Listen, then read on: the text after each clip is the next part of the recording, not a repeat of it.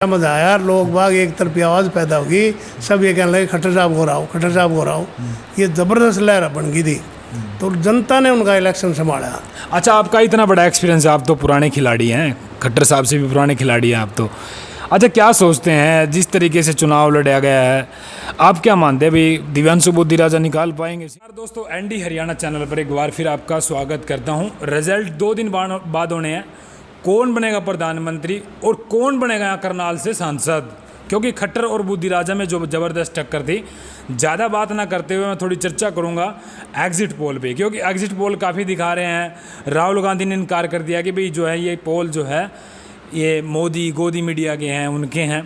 और कहीं ना कहीं आप क्या सोचते हैं वो भी कमेंट करके बताना। फिलहाल हमारे साथ एक शख्सियत मौजूद है और 2005 में विधायक रहे हैं कांग्रेस से, भरत सिंह छोक्कर, जो कांग्रेस से रहे हैं और अभी भी कांग्रेस में काम कर रहे हैं। फिलहाल इनसे बातचीत करेंगे, क्योंकि दिव्यांशु बुद्धि राजा का जो इन्होंने साथ दिया ज़बरदस्त तरीके से। क्या सोचते हैं लोगों ने, क्या सोच करके जो है खट्टर के खिलाफ दिव्यांशु बुद्धि राजा को वोट दिया? क्योंकि जब प्रियंका गांधी आई, सचिन पायलट आए, तो ये भी जो है अपना काफिला लेकर के वहाँ पर पहुँचे थे। क्या सोचते हैं ये इन्होंने एक मिसाल भी पेश कर रखी है, लोगों के बीच में जाना, दुख सुख में उनके शामिल होना। ये इन्होंने एक अलग पहली चलाई थी, और उसके साथ साथ में जो उसके बाद में विधायक बने, फिर उनके साथ में भी वे लोग भी इस तरीके से काम करने लगे। तो फिलहाल हमारे साथ भरत सिंह छोक्कर मौजूद है, बातचीत करेंगे। सर पहले तो नमस्कार। हाँ जी, नमस्कार जी। अच्छा जी, क्या सोचते हैं दिव्यांशु बुद्धि राजा ने चुनाव लड़ा खट्टर साहब के सामने, और खट्टर साहब तो एक बड़े योद्धा हैं, 9.5 साल तक मुख्यमंत्री रहे, उनके सामने क्या दिव्यांशु बुद्धि राजा टिक पाए हैं? भाई साहब, आपकी बात में दम है कि सीएम साहब खट्टर साहब तो भाई 9.5 साल रहे, बहुत बड़ा चेहरा था जी, और लोगों में बड़ा नाम था, और ये उम्मीद कर रहे थे लोग भाई तो जीतेंगे, और ये भी सोच रहे कौन आएगा कांग्रेस का। कांग्रेस ने टिकट देने में थोड़ा समय ज़्यादा लगा दिया, लेकिन लास्ट में जब आया तो बुद्धि राजा, दिव्यांशु बुद्धि राजा को टिकट मिल गई। जब इनका नाम आया तो नया नाम था, एक नौजवान था, तो लोगों की समझ में नहीं आया। तो लोग बाग सोचने में ये लगे यार कैसे होगा, ये नया लड़का, ये इतना बड़ा चेहरा है, मुख्यमंत्री है, ये तो इलेक्शन नहीं लड़ पाएगा। लेकिन भाई साहब, उस लड़के की मेहनत, उसकी काबिलियत और उसका जो पिछला रिकॉर्ड था, NSUI का प्रेसिडेंट रहा है, कांग्रेस युवा का प्रेसिडेंट है, और पंजाब यूनिवर्सिटी का पहले रहा है, तो उसने संघर्ष जो था उसका, वो जो एक्सपीरियंस था, जब धीरे धीरे नौजवान NSUI का जैसे रहा हो, तो यहाँ पर बहुत बच्चों से उसके संपर्क थे। तब 1 हफ्ते के अंदर ही उस लड़के ने ऐसी करामात दिखाई, ऐसा नाम ऊपर उठ के आया कि आम आदमी के दिल में जगह बन गई। आम आदमी ये कहने लगे, आवाज़ पैदा हो गई थी कि भाई खट्टर साहब आ रहेगा, खट्टर साहब हो रहा हो। ऐसा क्या कर दिया था ना चुनाव के बीच में? भाई उन्होंने तो अपनी चमत्कारी, अपनी मेहनत, काबिलियत, लोगों से प्यार, जाके लोगों से मिलना, पैर छूना और भाषण बढ़िया देना, और खट्टर साहब फिर उनके मुकाबले लड़के लगने लग गए। खट्टर साहब तो पहले कहते थे कि भी कोई मजबूत पहलवान नहीं है, मज़ा नहीं आ रहा, मज़ा नहीं आ रहा, लेकिन फिर ऐसा मज़ा आया। लोग बाग एक तरफी आवाज़ पैदा होगी, सब ये कहने लगे खट्टर साहब को रहा खट्टर साहब को रहा। ये ज़बरदस्त लहर बन गई थी, तो जनता ने उनका इलेक्शन संभाला। अच्छा, आपका इतना बड़ा एक्सपीरियंस है, आप तो पुराने खिलाड़ी हैं, खट्टर साहब से भी पुराने खिलाड़ी हैं आप तो। अच्छा, क्या सोचते हैं जिस तरीके से चुनाव लड़ा गया है, आप क्या मानते हैं भाई दिव्यांशु बुद्धि राजा निकाल पाएंगे सीट? जिस तरीके से उस लड़के की 1 सप्ताह के अंदर आवाज़ पैदा होना, ऐसी गूंज जाना, हर आदमी के मुँह पे आना कि जीतेगा, खट्टर साहब को हराना है, इन्होंने कुछ किया ही नहीं, उस हिसाब से तो लगता है। अब नौजवान तबके का जो इनको पूरा इतना सपोर्ट रहा है, और आम आदमी के हर बरादरी के दिमाग में ये लड़के को जीता हो, उससे तो लगता है भी भारी वोटों से जीतेगा। और खट्टर साहब के प्रति गुस्सा बन गया था लोगों का। अच्छा, जातिवाद में कुछ वोट हुई है यहाँ पे, मतलब ऐसा कुछ लगे आपको? जातिवाद पे तो मुझे इसके तो प्रति, लड़के के प्रति तो हमदर्दी, प्लस जो खट्टर साहब के प्रति गुस्सा था लोगों का, इन्होंने कुछ किया नहीं 9.5 साल में।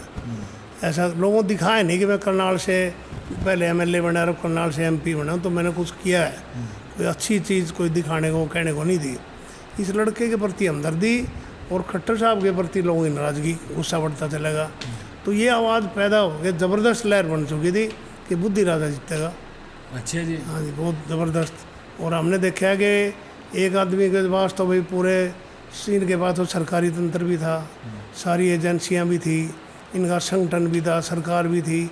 इसके पास तो बेचारे के कांग्रेस पार्टी का आशीर्वाद, हुड्डा साहब का आशीर्वाद और अपनी मेहनत और नौजवान तबके का साथ। अच्छा, आपका इतना लंबा एक्सपीरियंस रहा है राजनीति में, क्या मानते हैं, कितनी सीट मानते हैं अभी कांग्रेस की, कितनी सीट तो है? भाई 10 में से 8 तो पक्की मानता हूँ। 10 में से 8? हाँ जी, हाँ जी। कौन कौन सी हो थोड़ी मतलब भाई जैसे रोहतक का तो 1 नंबर पे ले लो, वहाँ तो कोई हारने का मतलब ही नहीं, अच्छी मैंने भी देखा है। सिरसा तो दूसरी होगी, तीसरी सोनीपत होगी जो लोग पक्की मानते हैं, चौथी मैं फरीदाबाद को पक्का मानता हूँ। अच्छा, वहाँ तो कृष्णपाल गुज्जर चुनाव लड़ते हैं, गुज्जर के मुकाबले में गुज्जर आने से इससे तो 10 साल में लोग उब गए कृष्णपाल जी से, और गुज्जर 70% महेंद्र प्रताप जी के साथ चले गए। अच्छी है जी। तो मेजोरिटी वहाँ जुड़ गई लोगों की। तो आम आदमी का मन था अब की बार ईमानदारी को देखते हुए, शराफत को देखते हुए इसके बनाने का मन हुआ है। अच्छा जी। तो बहुत तगड़ा उसको मुझे देखा है, लोगों का समर्थन मिल रहा था। अच्छा, 5वीं सीट जी। 5वीं सीट जो है ना, ये सारवी लगती है मेरे को।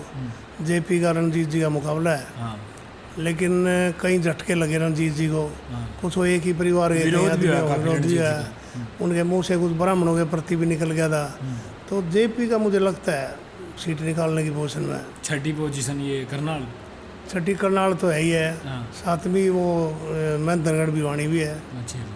8वीं अम्बाड़ा भी है। अम्बाड़ा भी, अम्बाड़ा को मतलब कैसे लगा? अम्बाड़ा भी जो है ना, ये अपने जो कैंडिडेट थे ना, ये पढ़ा लिखा लड़का है, बीटेक है और विधायक बन गया, और इसका व्यवहारशील है, मिलनसार है, नौजवान लड़का है, और उसके पिताजी बहुत बड़े कद के नेता रहे हैं, तो उनका असर है।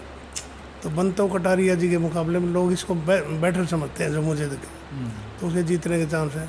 अच्छा, अभी मैं सुन रहा हूँ काफ़ी लोग की भी, कुछ लोग सोचते हैं कि भाई जैसे अगर कांग्रेस 7-8 सीट लेके नहीं आई ना, तो अगर एक भी सीट नहीं आई तो कांग्रेस जो है ख़त्म हो जाएगी हरियाणा से।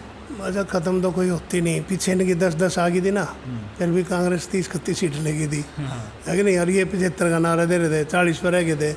ऐसा तो कुछ होता ही नहीं। अब की बार तो लोगों का एक मन है कि ये तो चलो मोदी साहब के नाम पे इलेक्शन लड़े, इनकी अपनी करनी के ऊपर इलेक्शन नहीं लड़ा इन्होंने, अपने कोई इन्होंने वसूल नहीं दिखाए, काम नहीं दिखाया, उनके नाम पर लड़ रहे। विधानसभा में तो लोगों का मन बना हुआ है एक तरफा, तो ये 100 की 100 कांग्रेस आएगी। ये 4 महीने बाद अभी विधानसभा के चुनाव होने हैं, कांग्रेस आएगी। तो ये तो पिछली बार लगा रहे थे कि 75 पार का नारा है, उसके बाद लगा रही थी ना, अब भी ये 400 पार का लगा रही। 400 तो होंगी नहीं, पार ही नहीं होंगी। वहाँ भी देखना तो ये गठबंधन काफ़ी आगे रहेगा। और हरियाणा में तो बुरा हाल है इनका। एमपी के मुकाबले में ये बताओ, एमपी के इलेक्शन में ही, लोकसभा में ही यहाँ बराबर टक्कर बना दी कांग्रेस ने, छोटी बात है। तो फिर विधानसभा में तो बुरा हाल हो जाएगा इनका। अच्छा, ये जो टक्कर बनी है तो मतलब राहुल गांधी के तरीके से? हाँ, एक तो उनका भी तब काम आया, उनकी जो छवि बनी, छवि निखरी, उनका काम आया। यहाँ से बाकी हमारे कांग्रेस के नेताओं का भी आया, हुड्डा साहब। लेकिन जो आज एग्जिट पोल आए हैं उस पर राहुल गांधी विश्वास नहीं कर रहे हैं, वो कह रहे हैं कि भी ये तो गोदी मीडिया की है। कह रहे हैं सब कुछ। आज के इस ज़माने में ये विश्वास पैदा हो चुका है कि मीडिया तो सारे मोदी जी के हैं। अच्छा, ये तो यही कहेंगे। इनकी पोल तो 4 तारीख को पटेगी, देखना। लेकिन गठबंधन ही कह रहे हैं कि भी 395 आएगी। देखो भाई, कुछ भी आए लेकिन आगे रह सकता है गठबंधन। राहुल जी की छवि बहुत सुधर गई है और बड़ी मैच्योरिटी आ गई है, भाषण देने का तरीका भी उनका ज़बरदस्त हो गया है। अच्छा, मतलब मानते हैं पहले नहीं थे सुधर? पहले से अभी फर्क है। देखो, तजर्बा होने में टाइम तो लगता ही है। हाँ। अब वो मैच्योर्ड हो चुका है पूरा। अच्छे से 55 साल में जाके मैच्योर हुए। चलो, राजनीति में टाइम लगता है भाई। ये तो वैसे सीखने तो आदमी मरते दम तक सीखता रहता है। हाँ, सही बात है। ये तो एक अच्छी उपलब्धि है उनकी कि इस उम्र में आगे सब कुछ सीख लिया और काफ़ी प्रभावशाली बन गए। पब्लिक पे भी प्रभाव है और लोगों पे, नेताओं पे भी है। तो मुझे तो लगता है भाई। अच्छा, आपने पहले थोड़ा सा जिक्र किया था कि भी मोदी जी को वोट दिया है। मोदी जी की वाकई में छवि है देश विदेश की जो इन्होंने की है ना, एक जो हिंदू मुसलमान का नारा ज़्यादा उछाल दिया, या कहीं इस तरह की बातें दिखाई हैं धर्म के प्रति, मंदिर का मुद्दा, उससे कुछ लोग भावुक हो गए, इससे जुड़ गए। फिर ये समझते हैं शायद भाई कांग्रेस की तरफ ज़्यादा सभी बरादरियाँ हैं, तो इसमें थोड़ा फ़र्क हुआ हिंदुत्व का। वही है इनके साथ जो ये नारे देते हैं ना, ये बरगलाने का काम करते हैं, वो उसकी वोट है, काम की वोट नहीं है। मैं समझ जाए रोज़गार की बात है, उन्होंने कहा 2 करोड़ देंगे, कहाँ दिए? महंगाई की बात देख लो, कितनी ज़्यादा बढ़ गई। सिलेंडर कितने का आता था, डीजल पेट्रोल कितने का आते थे, सीमेंट रोड़ी पतरी, कुछ भी देख लो। अच्छा, आप 2005 में विधायक बने थे तो भूपेंद्र सिंह हुड्डा मुख्यमंत्री थे। उस टाइम का मतलब क्या कुछ था आपका? वही कह रहे हैं कि भी भूपेंद्र सिंह हुड्डा ने भ्रष्टाचारी किया, नौकरी देने में भी हर एक में भ्रष्टाचारी किया, काफ़ी लूट के खाया हरियाणा। मैं तो एक सच्चाई बताऊँगा, मैं भी फौजी आदमी रहा हूँ, फैक्ट्री में GM रहा हूँ 15 साल। मैंने कोई ज़िंदगी में बेईमाना किया, न करने दिया। लेकिन मेरे अपने पैमाने में बिना भेदभाव के हुड्डा साहब ने ईमानदारी से काम किया। अच्छे कोई भेदभाव ऐसा किया नहीं। ये तो होते ही है, देखो रोहतक से थे, अगर थोड़े बहुत लड़के रोहतक से लग गए होंगे ज़्यादा तो लोगों ने ज़्यादा उठा दी। मैं तो वही, हमारा हल्का तो कोई ऐसा नहीं था यहाँ कोई सीएम का ज़्यादा पर, यहाँ भी हर गांव में लड़के लगे, हर बरादरी लगे हैं। देखो आप एक बात कह लो, जो कहते हैं इनके ही लगे, अरे भाई 48% तो रिजर्वेशन है, वो तो कोई मार नहीं सकता। फिर उसके बाद बाकी शेयर मिला है सबका, और उन्होंने मेरिट पे ही काम किया ज़्यादा।